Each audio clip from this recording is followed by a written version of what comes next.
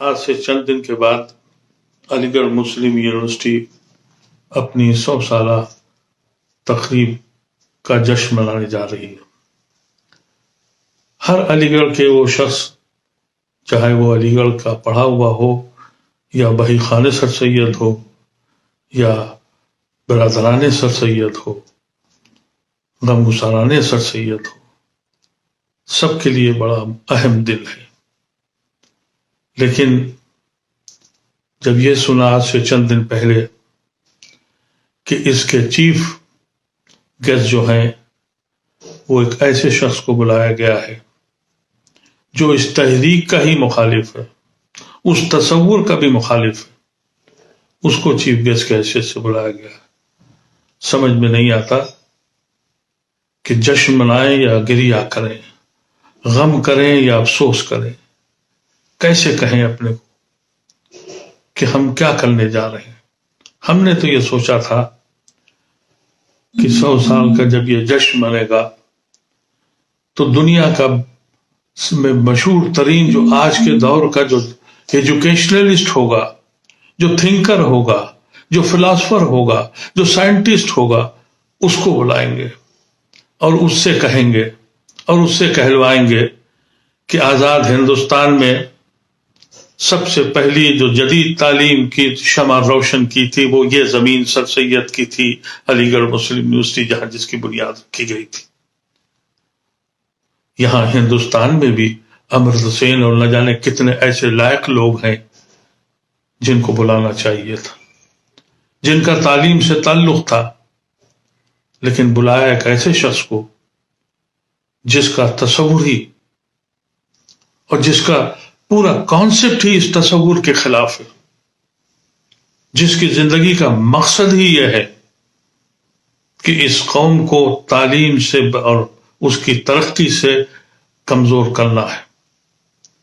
لیکن علی گڑھ کے مجاوروں نے یہی فیصلہ کیا، اور یہ وائس چانسلر کا اور ان کے انتظامیہ کا یہ فکر ہے، یہ سوچ ہے، یہ کہتے ہیں کہ وہ آئیں گے تو ہم کو بہت کچھ دے دیں گے۔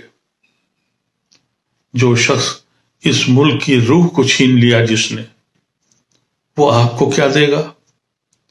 وہ آئیں گے، اپنی تقریر کریں گے، اور یہ دنیا کو سب کو معلوم ہے کہ پرائم منسٹر جب زبان کھولتا ہے تو ایک جھوٹ کا اضافہ اور ہو جاتا ہے۔ وہ آ کے نہ جانے کیا کیا بول کے جائیں گے۔ کیا آپ ان سے بلوا پائیں گے کہ 1 سال پہلے انہی کی حکومت اور انہی کے اتر پردیش کی سرکار نے ان کی ایما اور ان کو خوش کرنے کے لیے لڑکوں کے اوپر لاٹھی چارج کیا تھا 8-9 گھنٹے تک، مرچنٹ کورٹ میں گیس کا سلنڈر پھینکا تھا؟ آج بھی ان بچوں پہ مقدمے چل رہے ہیں، اس کا سوال پوچھا تھا آپ نے؟ یہ جواب دیں گے؟ یہ بتائیں گے کہ ہمارے فنڈ کیوں کم کیے گئے؟ ہمارے خلاف سوشل میڈیا پہ کیوں پروپیگنڈا کیا جاتا ہے؟ لیکن کہنے کو یہ ہے کہ ہم بہت کچھ حاصل کر لیں گے۔ میں کیا کہوں، اس فکر کو کیا کہوں جو اپنی ذات کے لیے اور اپنی بچاؤ کے لیے اپنی قربانی، اتنی بڑی قربانی کو بیچنے میں تیار ہو گیا ہے۔ اب تو اولڈ بوائز الملائی ایسوسیشن سے پوری دنیا میں موجود ہیں۔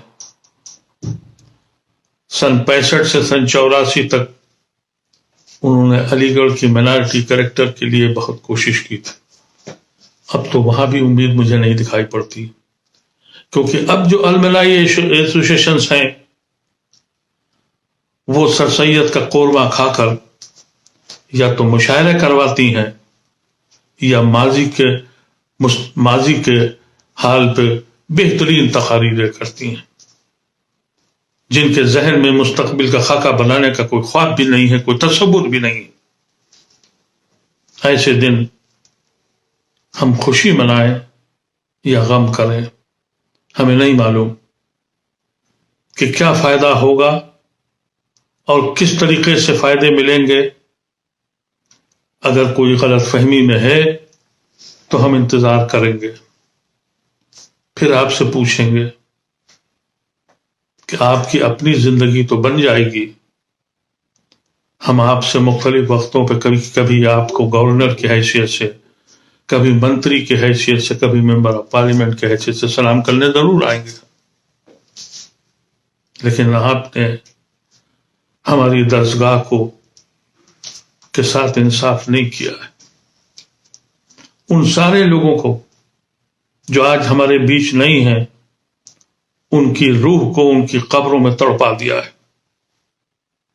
آپ کو کوئی نہیں ملا تھا، کوئی پڑھا لکھا، کوئی دانشور، کوئی احسان مند ایسا شخص نہیں ملا جس نے انسانیت کے لیے کوئی کام کیا ہو۔